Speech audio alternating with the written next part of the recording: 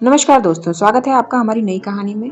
आज का ये किस्सा जब राम जी अयोध्या वापस आए और उनके ससुराल से उनको न्योता आया, तब वहाँ क्या होता है, ये बहुत ही मजेदार किस्सा है। तो शुरू करते हैं।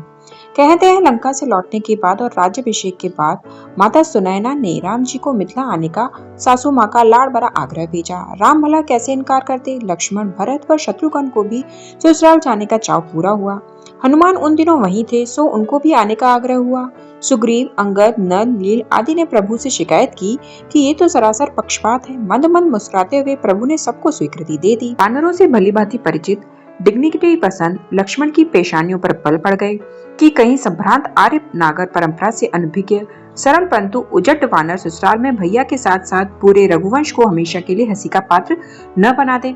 लक्ष्मण इस बात से भलीभांति परिचित थे कि औपनिषदिक जनक परंपरा के गंभीर राजाओं की श्रृंखला के बावजूद मिथिला वाले किसी की टांग खींचकर मजे लेने से कभी बाज नहीं आते हैं और बुरा मानने पर कवित्वों के माध्यम से सदियों तक ताना देने में समर्थ हैं। लेकिन भैया का आदेश टाल भी नहीं सकते थे, इसलिए उन्होंने सुग्रीव, हनुमान, अंगद, नल, नील आदि को नागर परंपराओं की ट्रेनिंग देना शुरू किया और बाकी वानरों से कहा कि वे ठीक वैसा ही करें जैसा उनके युद्धपति करें।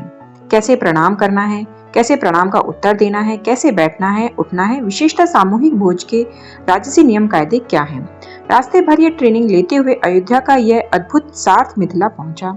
सुसंस्कृत कर्मकांडी वासिष्ठ आचार्य, अयोध्या के संभ्रांत श्रेष्ठ पौरजन, श्रृंगवेरुपुर की श्यामल निषाद, सौराष्ट्र से आए ऋष और दक्षिण के वानर, शिव बारात का दृश्य पुनः उपस्थित हो गया। मिथिला में जवाइयों और उनके मित्रों सहयोगियों का हार्दिक स्वागत हुआ। खाना पीना, नृत्य, संगीत, उत्सव के बीच श्रीराम के लौटने के आग्रहों को ठुकराते और मिथिलों के मनोहारों के बीच एक महीना कब बीत गया पता ही नहीं चला। अंततः अनासक्त राजटी शीरध्वज को भी भाव भरे भारी मन से लौटने की अनुमति देनी पड़ी।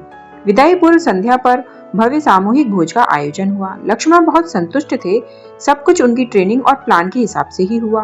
वह सब कुछ ठीक हुआ। संध्या को भोज में सब पंक्तियों में विराजे अपनी अपनी रुचि के अनुसार सामिष निरामिष व्यंजनों की लंबी तालिका थी और विशिष्ट व्यंजन के रूप में था कटहल।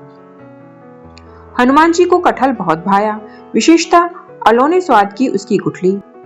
हनुमान जी ने कटहल की गुठली निकालने को उंगलियों से दबाव डाला और गुठली हवा में उछल गई। हनुमान जी के दिमाग में कौंधा हो गई बेइज्जती और इज्जत बचाने की खातिर वे उस गुठली को पकड़ने उछल पड़े। अंगद भी उधर देख रहे थे। सीनियर की उछाल को इशारा माना और उन्होंने भी कटहल की गुठली उछाली और उछल पड़े। फिर क्या था, कटहल की गुठलियां हवा में उछलने लगी और उनके साथ ही वानर भी। धीर गंभीर राम हंस पड़े। राम को हंसता देख उत्साहित हनुमान ने दूसरी गुठली उचकाई और फिर उछल पड़े। फिर क्या था, घमासान धमा चौकड़ी मच गई।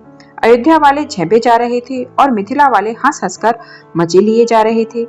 लक्ष्मण सिर पकड़कर बैठ गए और हनुमान जी ने पूरी मासूमियत से आकर पूछा, लक्ष्मण भैया, हम सब ठीक ठाक कर रहे हैं ना? इस भोले से प्रश्न को सुनकर रोकते रोकते भी लक्ष्मण की हंसी छूट पड़ी। इधर कभी न देखी गई राम की उन्मुक्त हंसी जारी थी। देखने के लिए धन्यवाद। Please like